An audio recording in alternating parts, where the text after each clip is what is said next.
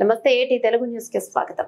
Anakapalli GVMC 48వ ward in charge Korukonda Raghava ఆధ్వర్యంలో సోమవారం ఉప్పలవారి వీధి, ఎర్రవారి వీధి, చేపల బజారు, నెయ్యిల వీధిలో వైఎస్ఆర్ కాంగ్రెస్ పార్టీ ఎమ్మెల్యే అభ్యర్థి మల్సాల భరత్ కుమార్ ఇంటింట ఎన్నికల ప్రచారంలో జోరుగా హుషారుగా పాల్గొంటూ ఇంటింటికి వెళ్తూ కరపత్రాలను పంపిణీ చేస్తారు. ఈ సందర్భంగా అనకాపల్లి వైసీపీ ఎమ్మెల్యే అభ్యర్థి మల్సాల భరత్ కుమార్ మాట్లాడుతూ అర్హులైన అందరికీ ఎటువంటి అవినీతి తావు లేకుండా ఇంటి వద్దకే సంక్షేమ పథకాలు అందజేసిన ఘనత ముఖ్యమంత్రి జగన్మోహన్ రెడ్డికి దక్కిందన్నారు. చంద్రబాబు నాయుడు అమలు కాని మేనిఫెస్టోను విడుదల చేసి మళ్లీ ఈ రాష్ట్ర ప్రజలను మోసం చేయడానికి సిద్ధంగా ఉన్నారన్నారు.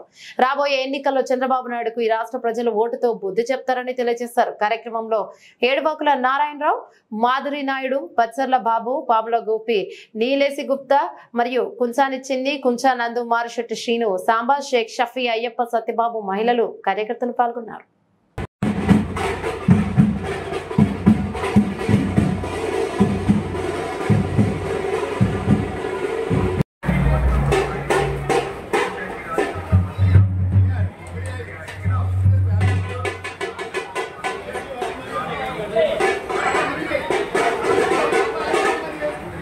Sino?